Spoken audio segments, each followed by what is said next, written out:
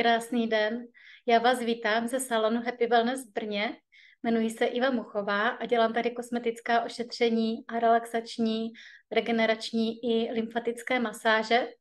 A často za mnou chodí klientky, které mají nejrůznější potíže z sadového zaměstnání, ať už jsou to otoky nohou, nebo i počínající křičové žíly, metličky.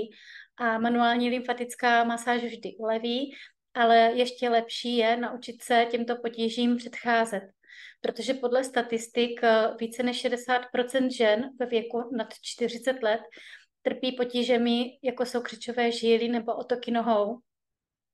Proto jsem si připravila webinář Lehké nohy bez otoku, ve kterém ukazuji příčiny, proč vlastně nohy otékají, jak vznikají křičové žíly a vysvětluji tam i témata ohledně celulitidy a dalších potíží, které nás mohou potkat právě kvůli sedavému zaměstnání nebo nezdravému životnímu stylu.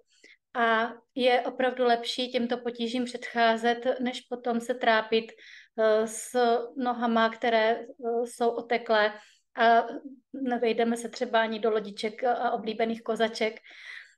Stačí se přihlásit na tento webinář kliknutím na tlačítko pod tímto videem.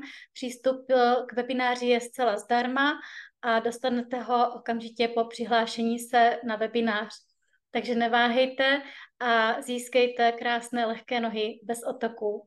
Budu se na vás těšit uvnitř webináře.